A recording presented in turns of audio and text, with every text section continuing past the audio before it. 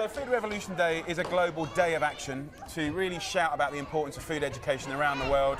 But the revolution goes on every day, you know, from school dinners 11 years ago, the Naked Chef 20 years ago. It's about celebrating food. I think the thing to remember today is that from 5-year-olds under globally, we've got 41 million kids that are overweight or obese and 159 million that have malnutrition, that are stunted in their growth. And that's obviously a terrible thing. So it's really about, you know, what I'm trying to do today is gather as many people around the world as possible to go to jamiesfoodrevolution.org, and that's a news hub where we can kind of campaign governments and businesses to do better for child health. So how's it going to work then? Because you're basically doing a live stream, aren't you? And then that's going through from different countries, going to be passed on. Talk us through the process. So what we're doing, because it's about celebrating the world and world culture and food, we're going to 10 countries with 10 groups of chefs and all their local celebrities, and we're all taking a sort of different time to celebrate the local food and the local food problems. And this will be streamed live? It's the biggest live Facebook stream ever, and it starts this morning. I'll be running around doing all sorts, but we're really going to be going, you know, from Kenya to South Africa to America, Canada, Australia. You know, we're in 10 countries, so you're going to see a real array of celebrations of food, but also the worries about child health. Now, you've obviously been behind many high-profile campaigns.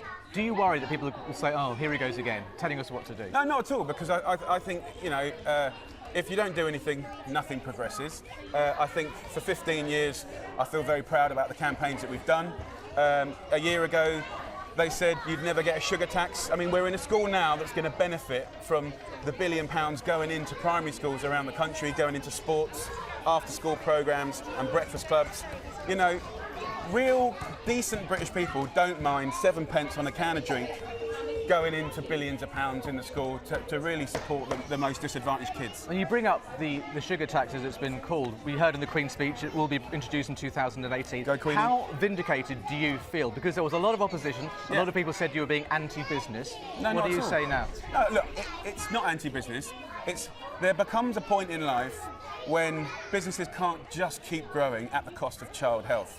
You can't hide behind the Olympics and the biggest sport games in the world anymore. It's not just about energy in, energy out, right? It's about balance. You can do business in the country, but if it's at cost to child health, there will be a consequence. And for the first time, we've seen a minister say enough's enough. So I think, you know, look, you can see here a room full of kids. Now it's law in Britain, that every child will be taught about food, where it comes from and how it affects their body. That's an amazing step forward, but in Britain we've still got massive problems. What are you doing this morning then? So today, this is Elvis, and he is rolling out a piece of bread. We're making bread from scratch, and I've been explaining how yeast works.